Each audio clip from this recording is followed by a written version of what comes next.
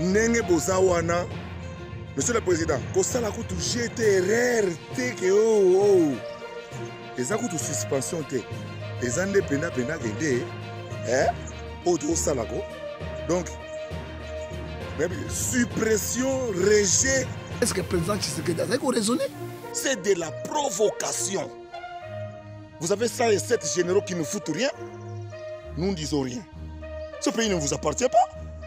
Besoin de doc. Ce sont les peuples nomades.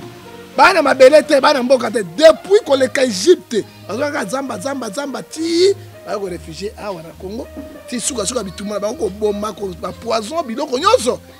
Céder na kati ya minene. Ma beleza ya bino kutute, ça dépend mega kutute. Et si au monde bino, bo aider biso. Ba yembi nzemba Kinyarwanda. Pe ba yembi le sous Rubé Rwandais, motapesi bango ma beleza ya bituma. Ayaki na mission. Yango mona ka gouvernement moko Rubé Rwazanga kate. Moïse Nyarugabo na Rubero. Bobebisele Banyamulenge ba kopi tout poto bozwa su elo suti. Banyamulenge bazali ba Congolais. Ayoki eloko moko beti motema mwangai, motema mwangai. Banyamulenge bazali ba Congolais. C'est trop grave ça, c'est se moquer du peuple congolais ça. Nous sommes humiliés. Quelle humiliation! Banyamulenge bazali ba Congolais. Jamais. Banyamulenge bazali ba Congolais.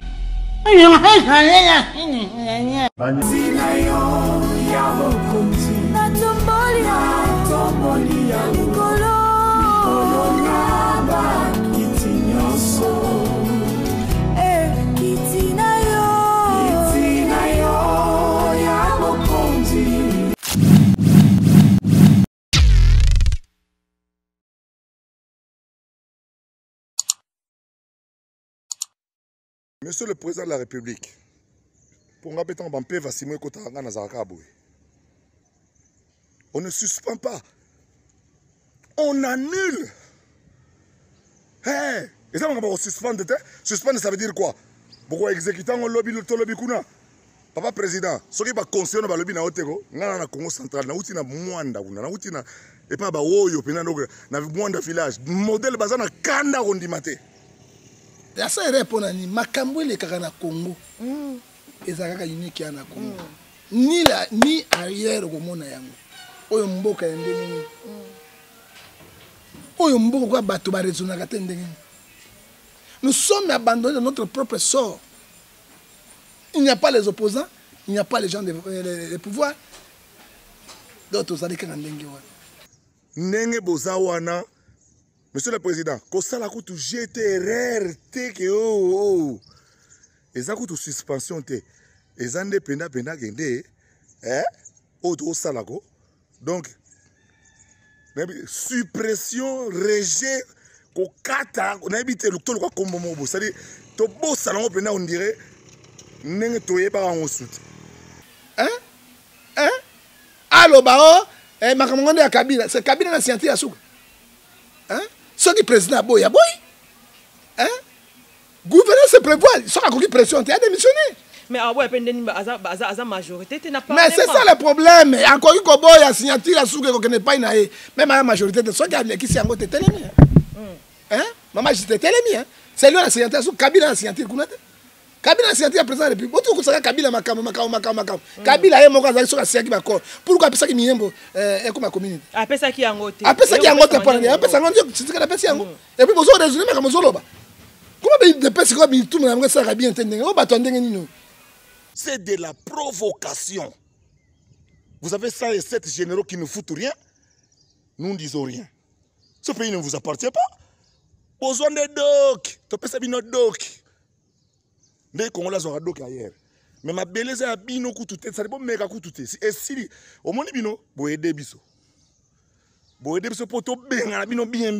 Et puis ngapina nazanga pour guerre contre Rwanda.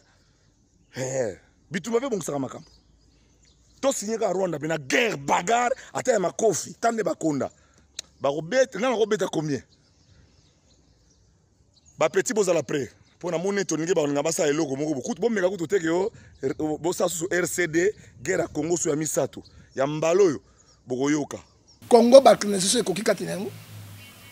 Hein? Comment yo mona wapi local commune ambassadeur États-Unis qui ne vend na mabele. Avant na mabele azaki wana. Ça dit quoi? Yami Balé, ministre affaires étrangères azawana. Mais avant ambassadeur akomakuna azaki autorisation ni. Ya ministre affaires étrangères. Tala ninga mboko zoke na mopoto na poloso. Yami Balé, tous les généraux ya makasi bazalaki wana pour faire quoi? Yami Sato Daniel Safarobaki n'a pas dit na oyo mais tout autour de ba rebelle ba sima na ba rebelle. Yami Ney, délégation au gouvernement. Robert Waki en tant que qui? Il y a le ministre de décentralisation. Rôle et ministre au IDP Sazolo. Nabi parti politique. Na mona parti moko boete. Rôle et ministre il y a intérieur ni. Donc continue de faire ba commune ba gouverner ensuite. C'est le patron. Congo 2013 car Robert vice-président, ministre ya Songolo, ministre de décentralisation. Il y a une mission ni. Et puis oyoka ki na miembo et là konini ba lobby. Ba yembi nzemba ki na Rwanda. Pe ba yembi le sous Robert Rwanda motapesi bango mabele na bitumba na. Ayaki na mission. Yango mona gouvernement moko Robert wazanga kate. On dit Aleki Mayele bato. On Aleki Mayele bato yo zanga kate. Donc azan spécial. Puis ba poste OK ça ba poste clé. Ba poste clé ba tiaka Robert azan spécial na Congo. Ezali mission. Hein? Ce qui Kabila ko kolongola été. Mais ce que kolongola été. Et grâce à Bisengimana, un autre Rwandais qui était à la présidence, nous avons obtenu en disant en 1971, en disant que toutes les tribus qui se sont trouvées au Congo après 1960 sont des Congolais.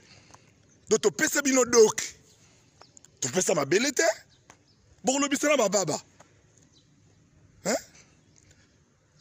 Moïse Nyarugabo na Ruberwa, bobe bisele banyamulenge ba kopi tout poto bozasu et l'eau souti. Vous comprenez? C'est quand bozoa et sous et l'eau tête toko botte là oyo tozo boto là oyo bozwaki bokotika là ba réfugiés rwandais, réfugiés burundais et puis loko la Kagame bongisi makambo kuna président de Burundi pas bongisa makambo boko limbisa ngai bokoza ba cabin bokatsa mai. Bokatsa mai na ba cabin.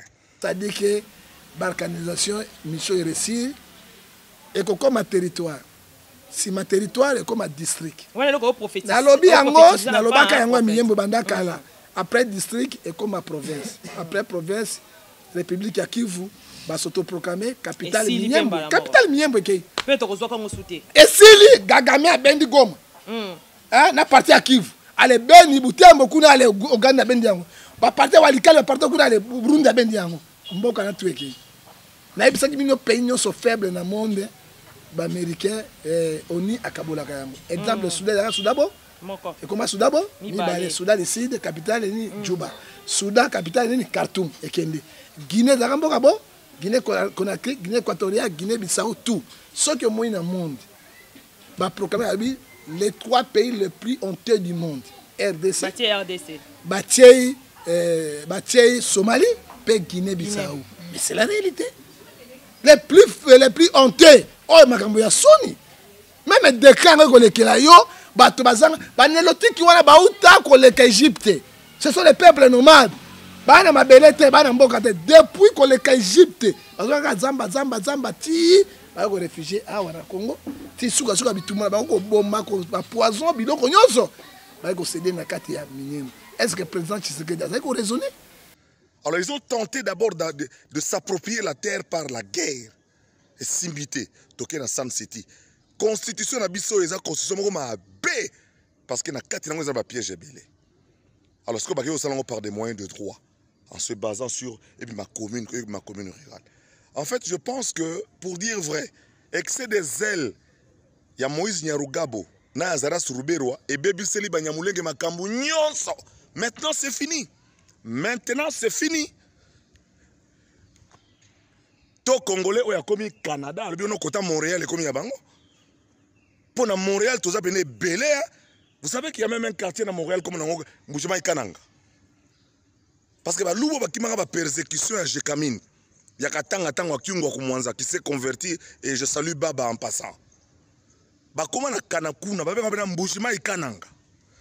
Donc, les Congolais, les Canadiens, les quartier on a mouvement et quand côté sur la courbe voie on a sur côté Charles sur côté de Charlevoix et comme il y a pas belé il y a louba tout les lois et Congolais en Afrique du Sud on va faire ça idéologie va payer va parler on va sud-africain bah quand côté moi il y a Pretoria bah le comme il y a Bissau non je pense que c'est des ailes vraiment à Roubaix non Maurice Nyaruka ce sont des pyromanes.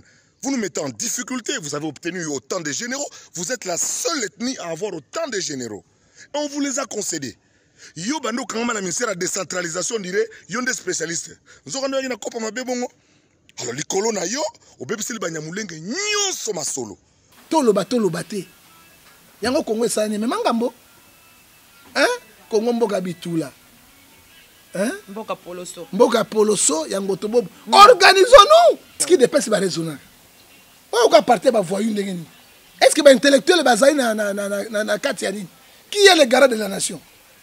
Même accord ba signer qui ko bolire yango ko boyango. Babito la ndende Kabila. Non, quel Kabila? Kabila n'est pas au pouvoir. C'est ce que le président de la République. Ako ko refuser l'accord mais Roubaix alobini. C'est le président qui a signé pour ba tiango minyembo. Akabeli bango mabele. Roubaix azobo bango te. Hein? Adi de personnes ko mituer ça la katende ndengeni. Il dépend ça bongi ka minyembo territoire national na bango. Si vous ratez Kopignos, Papa Wemba m'avait dit, paix à son âme, peu avant son Bercy. À ça, l'interview, je ne savais pas de quoi il parlait. Il a parlé tellement en parabole.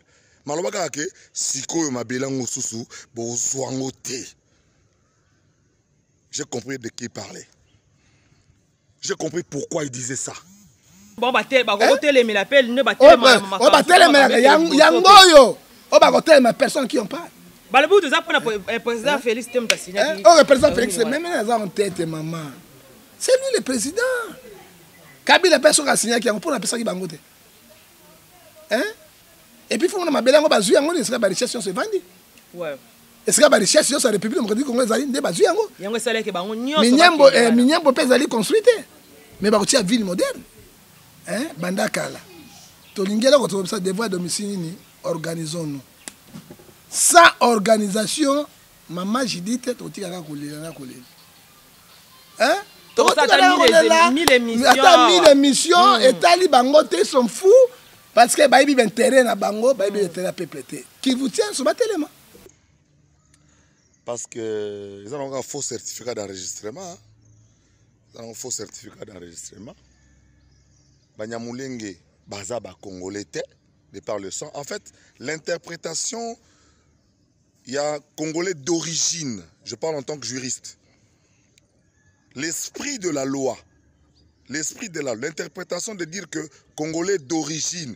En fait, la loi suppose le droit de terre, le droit de sol. En fait, Banyamulenge, Bazaba Rwandais, Bakima Konyo Kwama, Baza Konyo Kwama na Baba.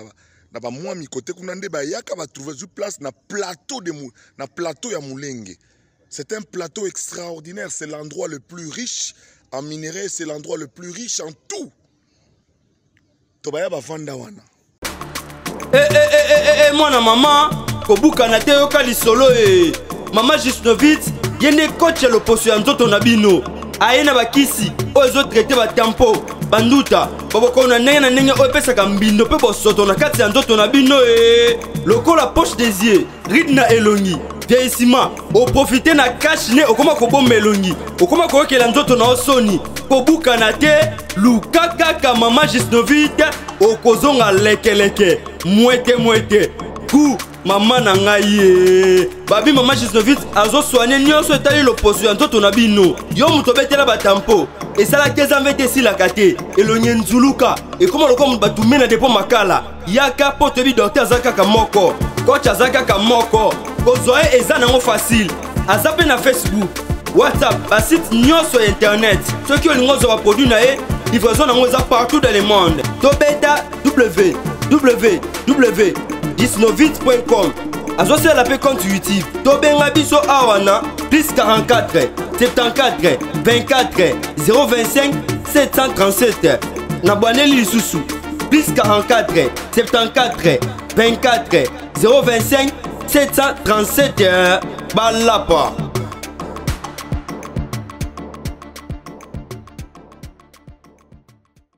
Banyamulenge bazali bakongole.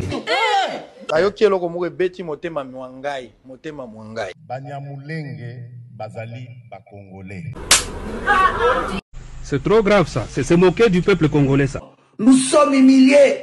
Quelle humiliation. Banyamulenge bazali bakongole. Jamais, jamais, jamais. Banyamulenge bazali bakongole. Le devoir nous appelle, mesdames et messieurs, vous qui nous suivez sur Nouvelle Tendance Télévision, culture d'excellence au rendez-vous. Bienvenue à ce tout nouveau numéro de Vérité et Réalité, certainement partout vous avez l'habitude de nous suivre. Merci à tous les Congolais parce qu'il s'agit des Congolais aujourd'hui. Nous allons parler plus du Congo. Merci infiniment à vous qui accordez une attention si particulière à ces grands magazines Vérité et Réalité. Nous vous transmettons les salutations de la part de toute la grande équipe. Nous précisons Gédéon là à la prise de vue, Jordan Panzou à la réalisation, Judith Ndombasi qui nous assiste. Voilà, donc c'est avec cette équipe que nous allons travailler aujourd'hui. Bonjour Baimboka, bonsoir, tout dépend à Ernine Bogota Labiso. Nous penserons également à notre partenaire Abisoneti Yadjani Sita Antoine Poutouban Mituri depuis Suisse-Irlande, un homme réglo et crédible. Merci à Chouchou Natati, la véritablement femme d'affaires, le prophète et commandant en chef Blanchard Kadhafi, Montomoro bien, merci. Merci à maman Marie M5 pour notre soutien à P Fondation dès le cœur de la nation. Merci à Baimbo Bogota Labiso partout à travers le monde. Quand il s'agit du Congo, nous devons parler parce que j'ai toujours dit que ces pays qui traversent une période de pression, ces pays qui se trouvent dans un état chaotique, j'ai toujours répété, je ne cesserai de le dire, ces pays potentiellement riches avec un peuple extrêmement pauvre, la pauvreté est tellement intense au point où on ne sait plus expliquer. Aujourd'hui, nous parlons de minéraux, nous parlons de matières premières, mais la plupart des Congolais vont bénéficier de minéraux et de matières premières. C'est-à-dire que c'est juste un groupe d'individus. Moi, classe Moko Boye, ça likopa na bango afin que bango va bénéficier na kita ya moka oyo et les autres va fanda à même sol d'ailleurs au makamtu ko salama. Aujourd'hui, il y a eu la rentrée scolaire, une rentrée scolaire très timide. La capitale, la ville-province de Kinshasa, je dis bien très humide. Et rien, il n'y a rien à prouver que rentrée scolaire est là. Parce que Toebi na mikolo leka ba année tu koleka bambula yon sotwana, ils allaient rentrée scolaire, vous sentez que déjà 1 ou 2 mois avant, 1 mois avant la rentrée scolaire, pour plus de précision, vous verrez que le grand marché est toujours saturé. Mais grand marché à Tour Oyo, pas de mouvement. Mouvement, up and down, tout simplement parce que les fonctionnaires ne sont pas payés. Pourquoi? Parce que les gens, il y a des gens jusque-là, 15 mois impayés, 10 mois impayés, 22 mois impayés. C'est-à-dire que tout ça est belé oyo, bénéficier de fonctionnaires, mon circulateur va fonctionner, va toucher bon. Mais vous sentez que la rentrée était trop humide. École l'État pour école à l'État pour trouver tel solo école à l'État parce que notre correspondant à l'école à l'État awa toyebik d'abord la infrastructure qui non école à l'État et comment école yama beko les école yon soto. C'est-à-dire ce sont des écoles oh bana bataba tanga al société. Un parent qui se respecte, un parent qui a besoin, il y a éducation à malam, il y a base pour na mwana nae akutangi se kunate. Kalane to bande ba keno EP1, EP2, ils allaient un impact, ils allaient un succès. Mais les lots, ils ont sous-bongoté. Et aujourd'hui, avec la politique de nos dirigeants, au bas côté la biso en place, une politique de la destruction, une politique qui ne sort à rien jusque-là que servir pour que nous Congolais na elo comme côté. Nous sommes en train de voir comment est-ce que Moka Ezokende, Nakokufa, Moka Ezokende, Nakoshite, Moka Ezokende, Nakokufa. Tout simplement parce que jusque-là, des gens animés de bonne volonté va mouquer. Et après, on va nous parler de la modernité, on va nous parler de la volonté, on va nous parler des gens qui sont en train d'investir dans la carte Mboka Nabiso. Oh, ceux qui te zongi et paye, te comment on ba école tout aux salariés à l'État. Ba dirigeants au ba boma yango ba boma ba école wana. Et qu'est-ce qu'ils font? La politique qu'ils ont. Tant on bazo boma ba école aux alliés à l'État, bango bazo boma bazo construire ce que ba école privée. ba école privée au lelo et ça la combo et ça la succès et ba école privée en ce qu'on landé lango bango lokola baza ba dirigeant examen d'état ba raté. C'est-à-dire qu'on a ba ce quotidien école wana du fait que Minerval est cher, ils ont coûté cher, énormément cher d'ailleurs. Minerval combien? Par année, $1 500, $3 000, 2000 et quelques dollars. Et on se pose la question, déjà salaire, on a nous, il y a Congolais à $100. Policier dans policier $100. Bam sous $50. Il y a une colonie qui est autant qui moi dans la école et au moment où un ministre de l'enseignement, au lieu abongisa ba école ya l'état, il y a qui ne kotonga ba école privée na yemoko o yemoko azome masko ba to qui ne kotanga kuna. Et vous allez vous rendre compte que ba école na économie presque na ba commune surtout ba commune où ils ont un mouvement. Au baby quand même que ba to bazo bofa na commune ba quand même na ba moyen. C'est là où ils sont en train de construire leurs écoles. Mais ba école ya l'état ti lelo. Basé la casse to comme permet na rentrée scolaire ba ki ko zo chaud. Ba zo ata même pas peinture té. Ba ki ko zo chaud ya pembe wana. Ezani ti fufu. Donc so ko simi o laleli mi wana donc o tiango o simi maboko na mi wana donc e kanyo na maboko. Ba ki ba me basali moi neti ko tiango wana au mona ba ban école epola. Ban ya mabaya isala 20 ans, 15 ans ezalaka bongo.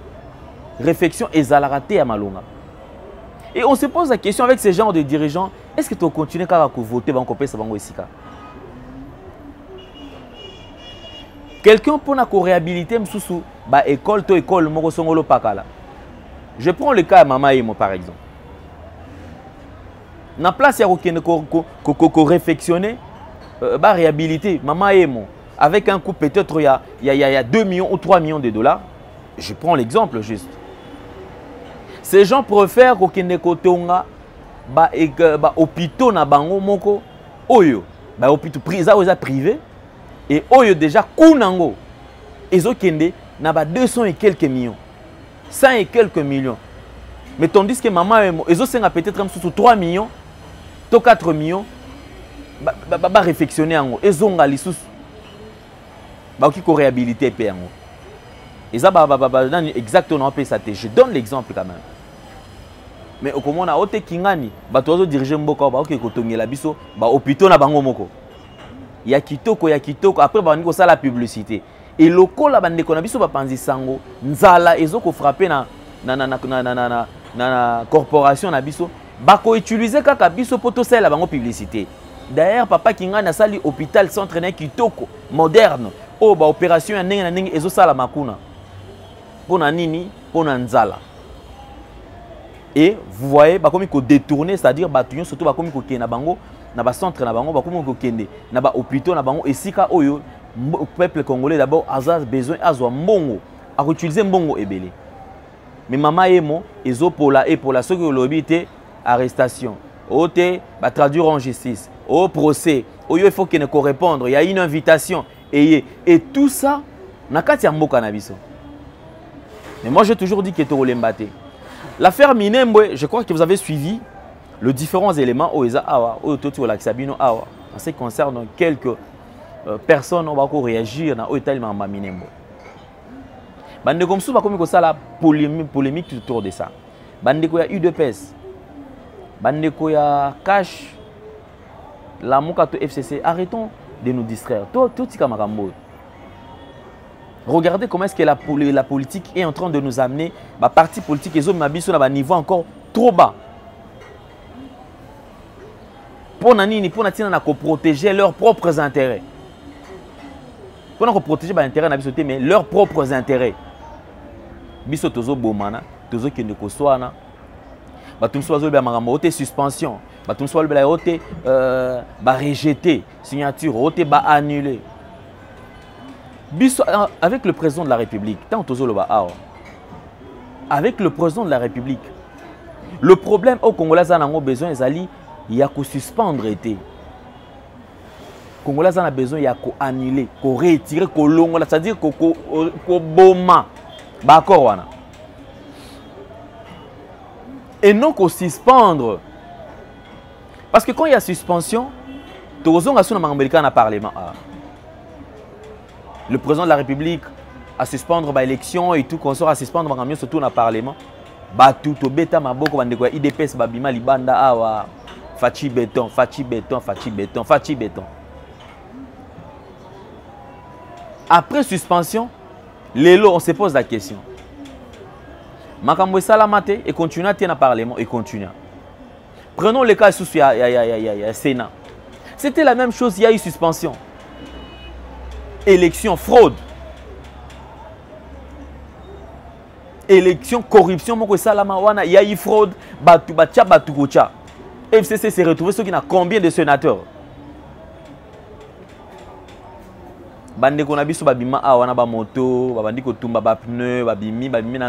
En fin de compte, pour leur plaire, le président de la République a suspendu.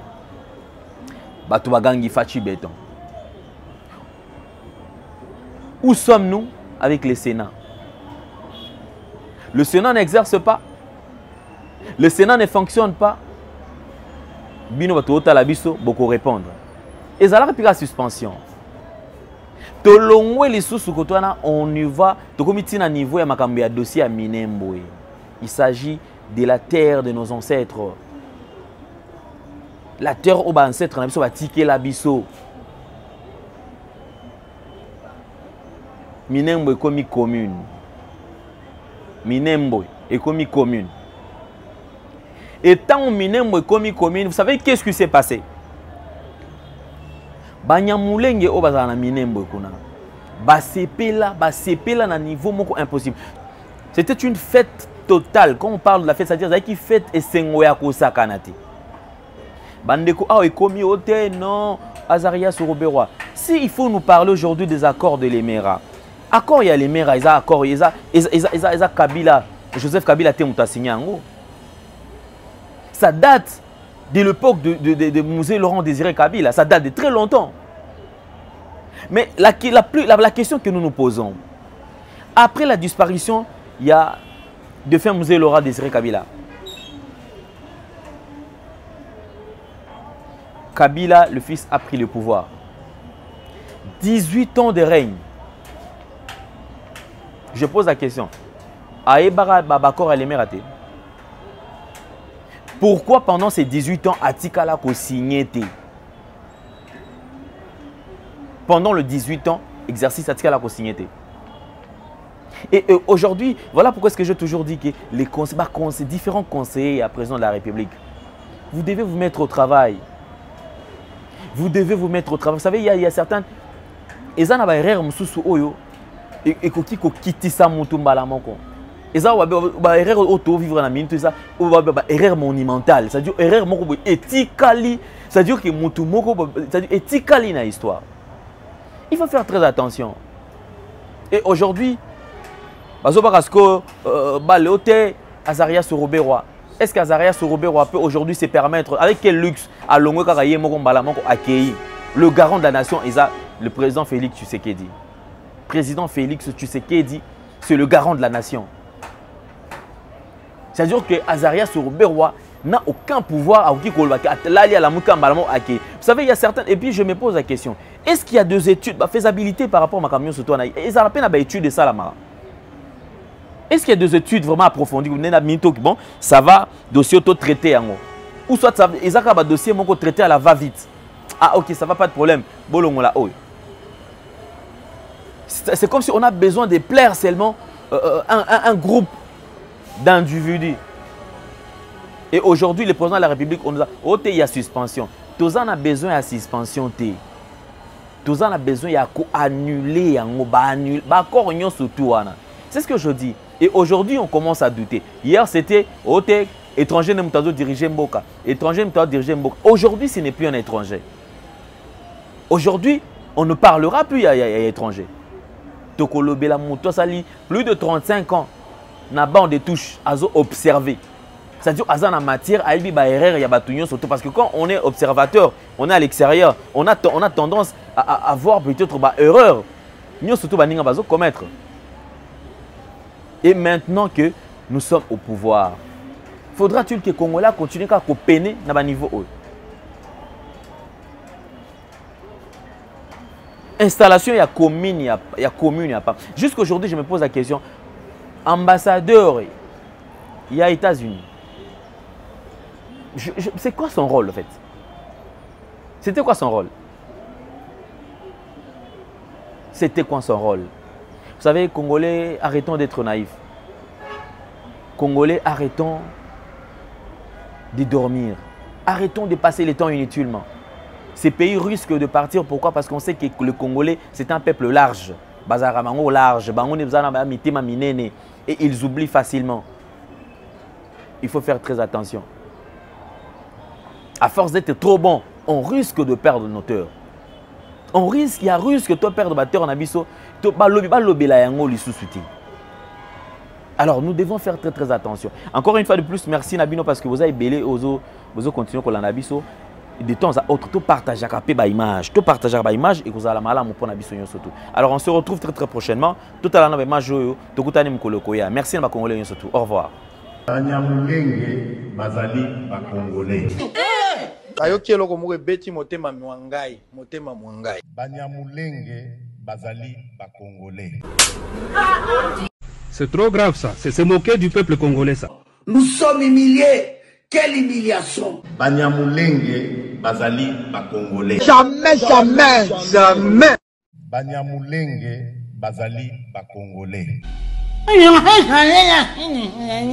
Monsieur le Président de la République, on ne suspend pas, on annule. Hey, et ça, on suspendre. Suspendre, ça veut dire quoi?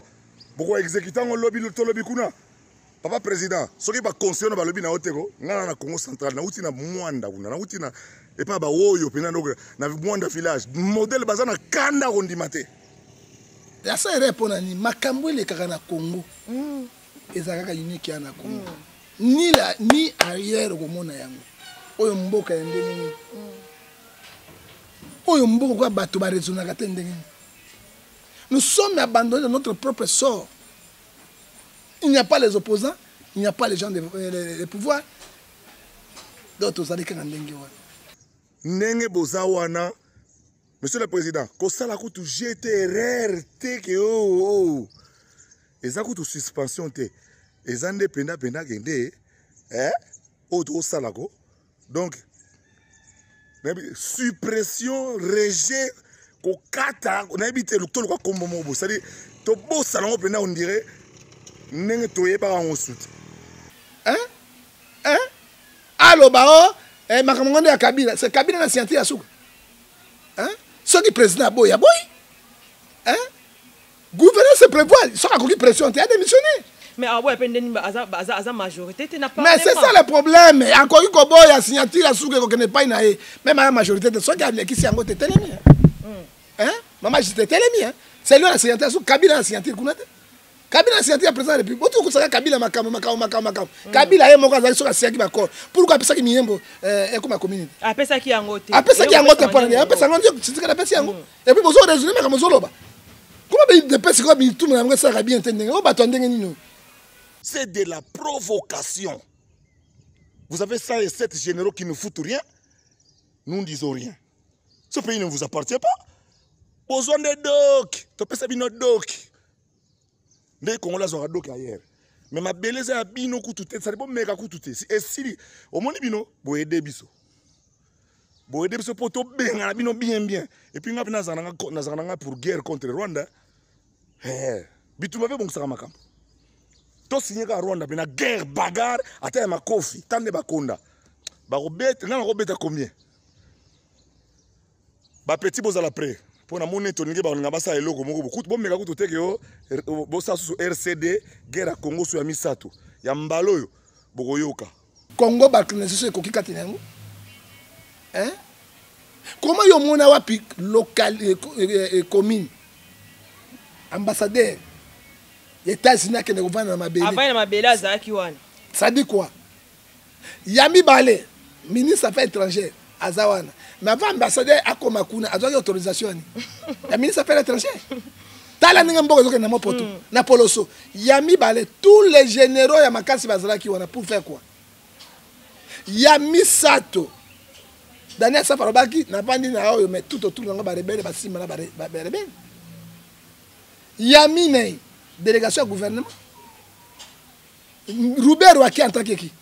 Il y a le ministre de décentralisation. Rôle et ministre au IDP Sazolo. Nabi parti politique. Na mon parti moko boité. Rôle et ministre il y a intérieur. On continue de faire la commune ba gouverner c'est le patron.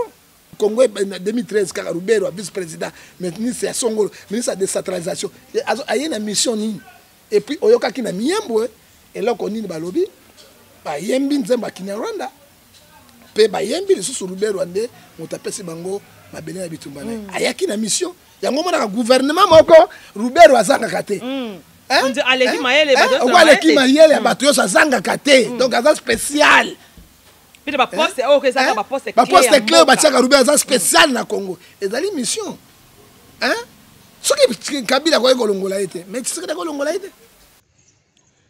Et grâce à Bisengimana, un autre Rwandais qui était à la présidence, nous avons obtenu en disant en 1971, en disant que toutes les tribus qui se sont trouvées au Congo après 1960 sont des Congolais. Donc tu peux ça bino dok, tu peux ça ma belete, bon le bisena baba, hein? Moïse Nyarugabo na Ruberwa, bobe bisele banyamulenge ba kopi tout poto bozasu et l'eau souti. Vous comprenez? C'est quand vous bozoa et sous et l'eau tête toko botte là oyo tozo botte là oyo bozoa ki boko tika là bas réfugiés rwandais, réfugiés burundais et puis lokola Kagame bongsi makambo kuna président de Burundi pas bongsa makambo boko limbisa ngai boza ba cabin boko katsa mai. Boko katsa mai na ba cabin. C'est-à-dire que balkanisation mission réussie et comme un territoire. Si ma territoire est comme un district. Ouais, le prophétique. Na lobi yango, na lobaka yango miyembo bandaka là. Après district et comme ma province. Après province, République ya Kivu va s'autoproclamer capitale miyembo. Capitale miyembo ke. Peut to kozoka mo souté. Et sili Gagame a bendi goma. Na parti ya Kivu. Ale beni butembo kuna ale Uganda bendi yango. Ba parti walikale parti kuna ale Burundi bendi yango. Mboka na tueke. Na ebisaki bino pays nyonso faible na monde. Américain oni akabolaka yango exemple Soudan Soudabo et comment Soudabo ni balé Soudan du Sud capitale ni Djouba Soudan capitale ni Khartoum et Kende Guinée zakamboka bo Guinée Conakry Guinée équatoriale Guinée Bissau tout ce que moi dans le monde va proclamer les 3 pays les plus honteux du monde RDC Batié Somalie et Guinée Bissau mais c'est la réalité les plus honteux. Oh, makambo ya soni. Même décret ngo lekela yo, bato bazanga, baneloti ki wana bauta ko leka Égypte. Ce sont les peuples nomades. Bana mabelete, bana mboka te depuis ko leka Égypte. Bazanga zamba ti, ba ko réfugié a wana Congo. Ti suka bituma ba ko bomba ko poison biloko nyonso. Ba ko céder na kati ya minene. Est-ce que le président Tshisekedi a ko raisonner? Alors ils ont tenté d'abord de s'approprier la terre par la guerre. Et Simbité, toqué dans San City. Constitution na biso eza constitution moko mabe parce que na kati nango eza ba piège belé. Alors ce que baké osalango par des moyens de droit en se basant sur ma commune rurale. En fait, je pense que pour dire vrai, excès des ailes ya Moïse Nyarugabo na Azaras Ruberwa et bebiseli banyamulenge makambu nyonso. Maintenant c'est fini. Maintenant c'est fini. To Congolais oya komi Canada, le biono kota Montréal et komi yabango. Pour Montréal, tout ça belé. Vous savez qu'il y a même un quartier dans Montréal comme dans Mbushima Kananga. Parce que ba lubo ba kimanga ba persécution à Jekamine. Yakatanga tango kiungo kumwanza qui s'est converti et je salue Baba en passant. Ba koma na Kanakuna, ba benga na Mbushima Kananga. Donc ba Congolais wana ba koma ba Canadien, ba lobake quartier na Mbushima Kananga na côté soka Courbevoie wana soka côté Charles so côté ni wana Charlevoix et comme nango ya ba belé ba ya ba luba. To lelo eboye ba Congolais baza en Afrique du Sud. O ba fansa idéologie ba pays ba parler. Ba on ba sud-africain. Ba kanga côté moko ya Pretoria, ba lebe comme ya biso non. Je pense que c'est des ailes vraiment à Ruberwa. Maurice Nyarugabo, ce sont des pyromanes. Vous nous mettez en difficulté, vous avez obtenu autant de généraux. Vous êtes la seule ethnie à avoir autant de généraux. Et on vous les a concédés. Yo bando quand même ministère de la décentralisation dirait yo des spécialistes. Nous avons une copa mabe bongo. Alors les colons yo au bébé Banyamulenge nyonso masolo. Tolo bate. Yango Congo ça ne mangambo. Hein? Congo mboka bitula. Hein? Mboka poloso. Mboka poloso yango to bobo. Organisons-nous. Ce qui dépend c'est ba raisonnable. On va partir ba voyou ndengeni. Est-ce que ba intellectuel bazai na katiani? Qui est le garant de la nation? Même accord ba signer quelque bolire yango ko boyango. Babito la ndande Kabila. Non, quel Kabila? Kabila n'est pas au pouvoir. C'est le président de la République. Ako ko refuser ba accord mais Roubert Alobini. C'est le président qui a signé pour ba tiango minyembo. Akabeli bango mabele. Roubert azobomba bango te. Hein? Ati de personnes quoi mitué ça la katende ngeni. Il de personnes bongi ka minyemba territoire national na bango. Si vous avez raté Nyonso, Papa Wemba m'avait dit, paix à son âme, peu avant son Bercy. À ça, l'interview, je ne savais pas de quoi il parlait. Il a parlé tellement en parabole.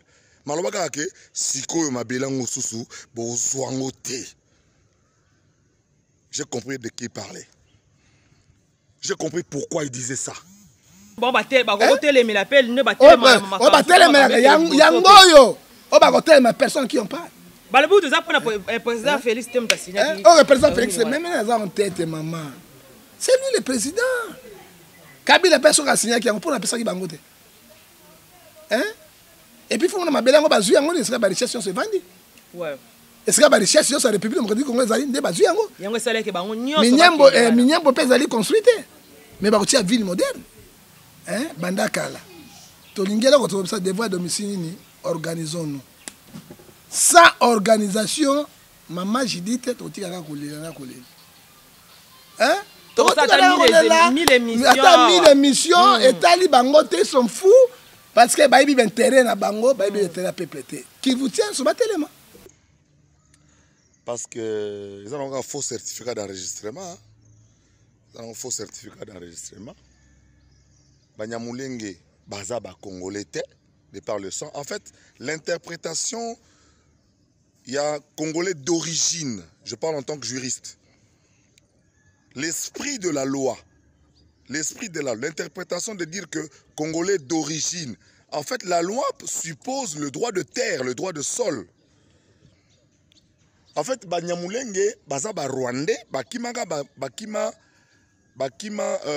konyo kwama ou bazako nyo kwama na baba.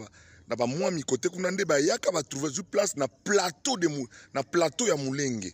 C'est un plateau extraordinaire, c'est l'endroit le plus riche en minerais, c'est l'endroit le plus riche en tout. Tobaya ba vanda wana.